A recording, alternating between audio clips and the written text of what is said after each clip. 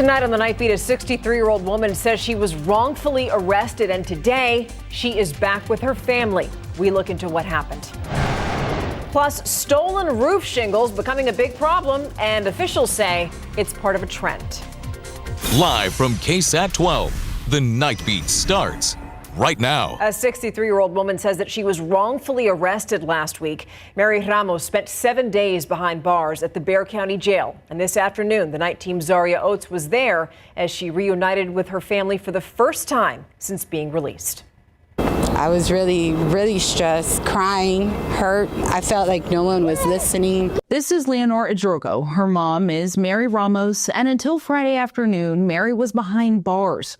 When he arrested me and they brought me over here, they didn't arrest me under Mary Ramos. They arrested me under a different name. What name was that? Rosalinda Reynosa. This all started with a traffic stop. San Antonio police pulled Mary over, and when they ran her information, a warrant for her arrest came up. I obtained a copy of that warrant, and the name on it says Mary Idrogo, a name Mary Ramos went by during a previous marriage. I was married, and I was under Idrogo, I-D-R-O-G-O. When I got divorced, I went back to my maiden name, which is Ramos. I also got the police report number included in the warrant and requested a copy of that. The suspect listed on this SAPD report is Rosalinda Reynosa, a name Bexar County deputies told me was Mary Ramos's alias. And have you ever gone by Rosalinda Reynosa? Never. Couldn't get bonded out because I wasn't under my name. Eventually, her family was able to bond her out of jail using her jailing identification number. But shortly after, her son got a call from a captain that he'll never forget. And he reached back at 30 minutes after that and he told me that the case was being dismissed. And so in an abundance of caution, what our captain did was it contacted the court, had the case dismissed, and then she was walked out. But this wasn't until after the family reached out to me directly through TikTok. I initially responded to them on Sunday, September 21st, and then I emailed Bexar County deputies and SAPD back and forth over the course of 3 days. Many of the responses from BCSO were simply that Mary Ramos has multiple aliases, but she insists that she's only gone by another last name from a previous marriage. It feels good knowing that somebody was finally able to sit down and listen to us. You feeling that grandma's home? I love it. You love it? Sheriff Salazar did tell me that for any future information, we'll have to reach out to SAPD since they are the ones who arrested Ramos. We did ask SAPD for further information via email, and SAPD responded with this statement. That statement reads, quote, "We were recently made aware of this incident and we're looking into the matter, but Ramos's family wants to get an attorney and take legal action for what they call a wrongful arrest." They also told me that she was lacking in receiving medical care while she was inside of the jail, even though she suffers from ALS and several other health conditions. Live at the Bexar County Jail, I'm Zaria Oates, KSAT 12 News. And we know that there's more to this story, Zaria. Thank you so much for covering that. Tonight, 2 teens are behind bars, and you're not going to believe how this whole thing started. Investigators say it was over a Netflix account. So now 18-year-old Anthony Constante and 19-year-old Brian Reynolds face charges of aggravated assault with a deadly weapon. Now, a moment ago, I mentioned the Netflix account. The victim in this case says that Reynolds and Constante changed the name on his Netflix account to something rude. So then when he went to confront the pair, they began fighting. Reynolds is accused of shooting the victim in the head, and now Constante and Reynolds are in the Bexar County Jail. The Bexar County Sheriff's Office arrested a second person today in the deadly shooting of a 4-year-old girl. 20-year-old Brian Salazar now facing 11 new charges for his involvement in the shooting. It happened in May of last year. 2 men with rifles shot up a home on Windsor Hollow. One of those bullets hit the little girl in the head, and she died. 4 other people were also hurt in that gunfire.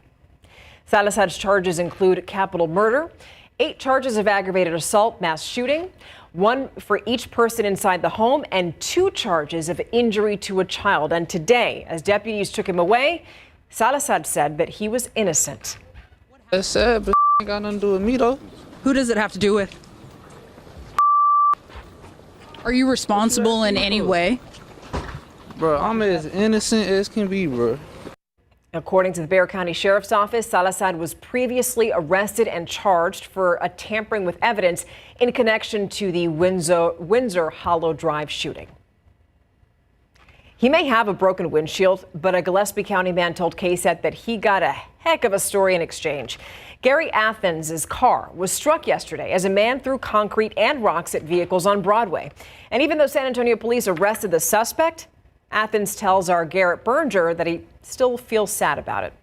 Back my truck out. Gary Athens likes it out in the hill country, away from too many people. I tried very much to avoid even going into Fredericksburg.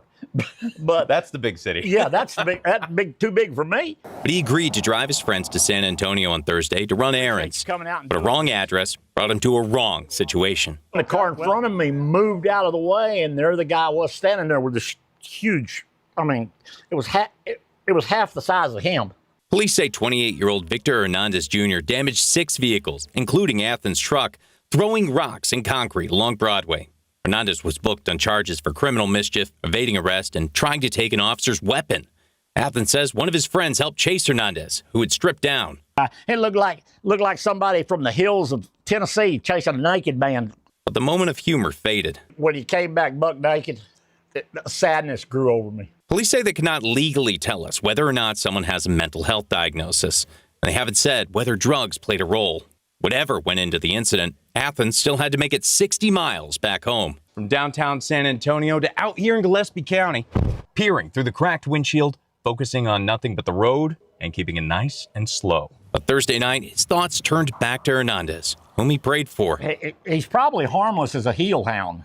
This windshield will be fixed today. This young man won't be fixed for a long time, if ever. Garrett Berger, KSAT 12 News. Now the fallout continues after the assassination of political activist Charlie Kirk. KSAT is confirming that Jourdanton ISD fired a teacher over a social media post about Kirk's death. Matthew Holland was let go during a special school board meeting on Tuesday. To be clear, though, we don't know exactly what Holland posted, but the school district shared a message on social media back on September 12th that seemed to talk about him, saying, quote, "We want to be absolutely clear. Jourdanton ISD condemns any language, behavior, or actions that are disrespectful, discriminatory, or show insensitivity towards victims of violence, their families, or our broader community," end quote. And this weekend's going to be more of the same. Temperatures waking up in the 60s, peak temperature in the 90s with clear skies. I'll get you what you need to know for your weekend forecast coming up. Plus, roof shingle thefts are costing local businesses big. We're going to tell you who's behind it and also how it's impacting San Antonio. That's coming up.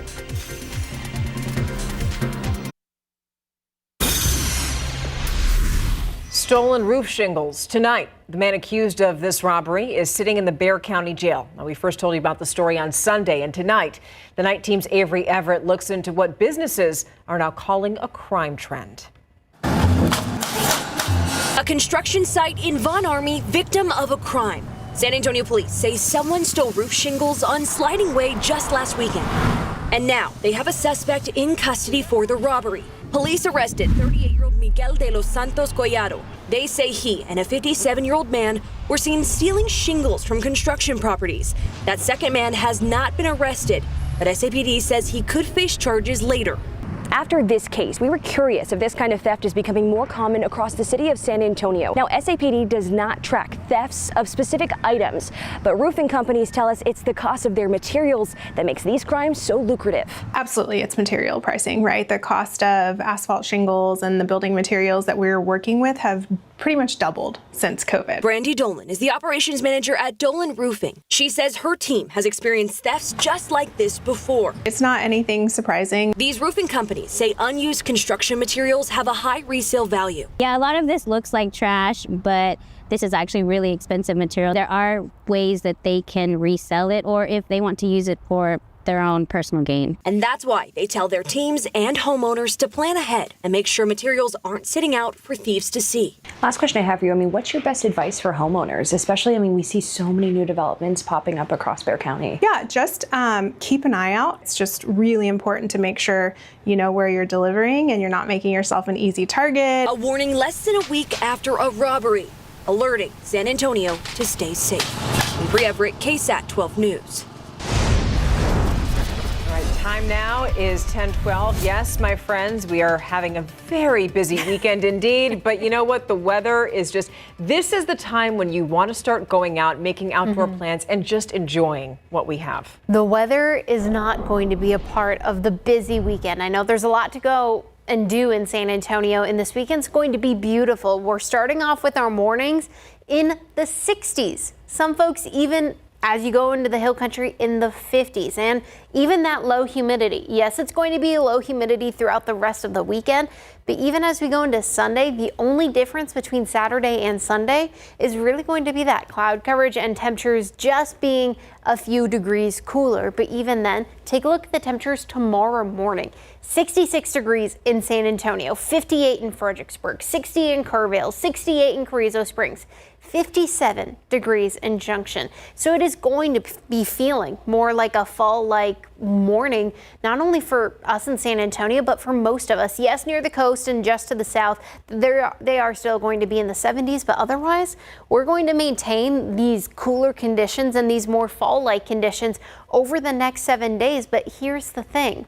This is actually our average temperature below, let's say, that cool front that we saw earlier this week. We were having our morning temperatures in the 70s, in those mid 70s for a fact for some people. But as that cool front came through, yes, it gave us some chances of rain for mostly folks to the south of us, but it allowed our temperatures to be feeling more average. Our average temperature in the morning is 67 degrees. And even then, as that cool front came through, that's what allowed all that orange color, all that dry air to really feed into areas of South Texas, and even then feed into other portions of the country near New Orleans, along the Gulf Coast. And behind it, that green color, that's that moisture that's available in the atmosphere. This is what we call that water vapor satellite, and sometimes it is useful for us as meteorologists to get an idea of where that dry air is and where it's going to. Plus, it gives us a better idea of how much humidity is possible for folks in different portions of the country. But like I mentioned, there is so much moisture sitting just to the west of us, and that's because an area of low pressure near California. That's allowing for some Pacific moisture to get looped into areas near El Paso, especially because it has to go over an area of high pressure near the Mexico mountains. Now, I mentioned Pacific moisture.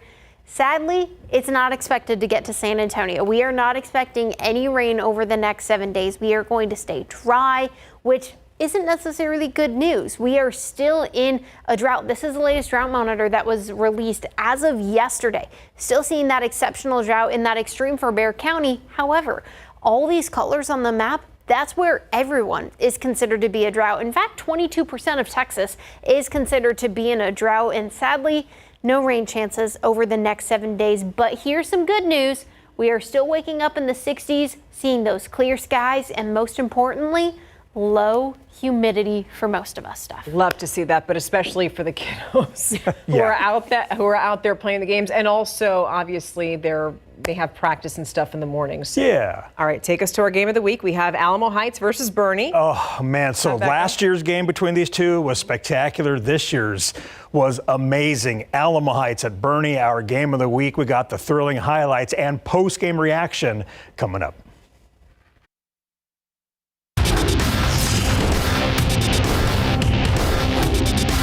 Hi, we're Bernie Greyhound Cheer, and you're watching big game coverage on KSAT 12. Let's go, Bernie! Come on, VHS! Let's go, purple and white!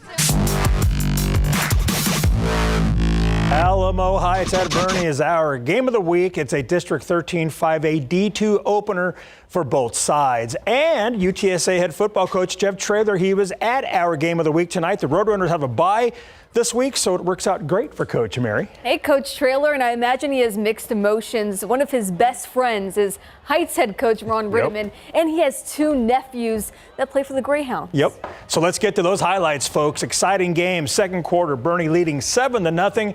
When they get more, QB Grant Sweeney goes play action and throws a nice ball to Zach Frazier for a 44-yard touchdown, and the home team is leading 14-0. They led 21-7 before the Mules tied it up. Direct snap goes to the very dangerous running back DK Garza, and we're tied at 21-all in the second quarter, but the Greyhounds will take the lead before halftime.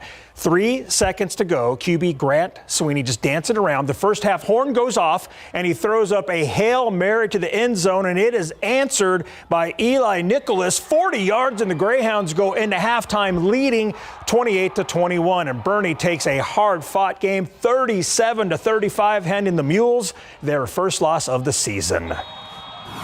Guys, this is why you do this. You know, you get a game, a great environment, great town, a great team, and both teams are playing their butts off, and that's why you play. This is, if you don't appreciate this kind of environment, high school football, I don't know what I can do for you. So it's a great game to be a part of either way. It was a heck of a game. It was real fun.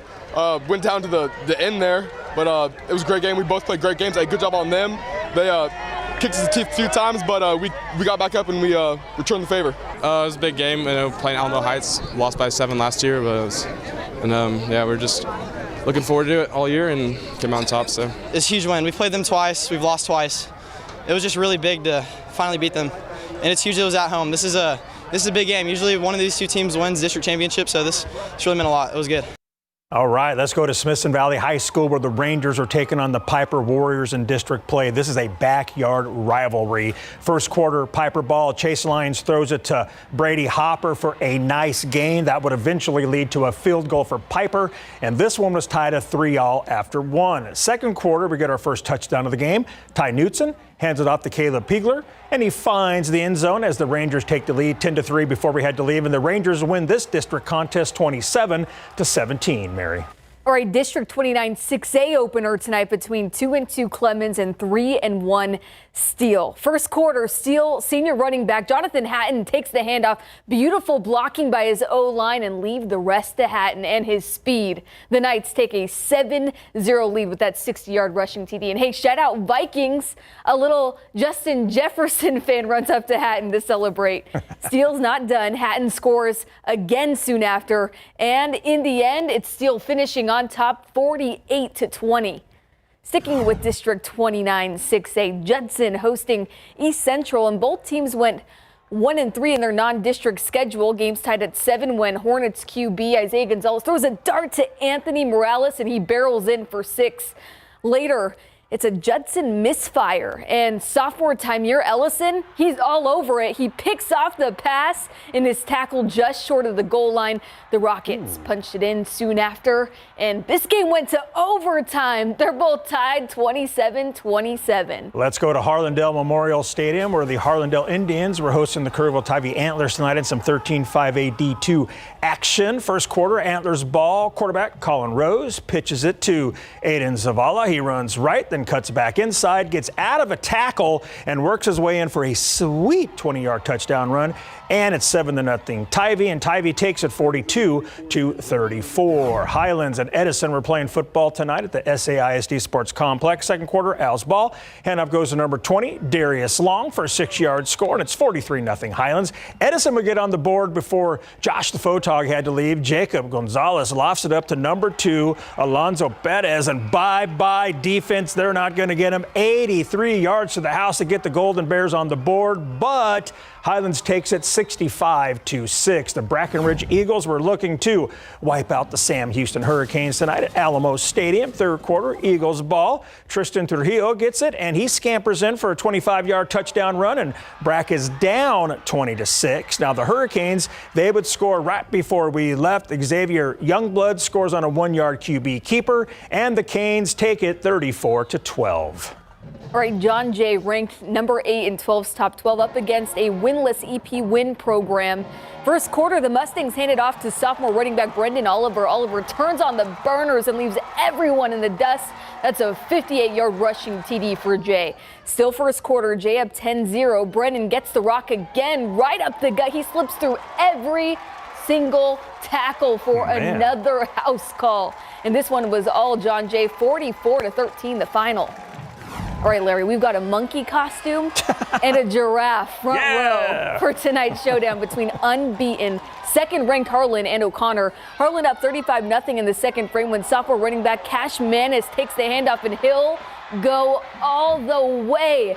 30, 20, 10. Manis makes the 83-yard house call. Later, Harlan extends its lead past the senior Marquez Perkins, and good luck tackling him. He bounces off a defender, and he'll find Pater from 37 yards out.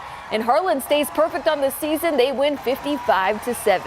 And Holy Cross was home tonight, taking on New Braunfels Christian. First quarter, no score. The Knights are on the move. Handoff goes to Taylor Flores, and look at the young man run down the sideline, fighting for every single yard.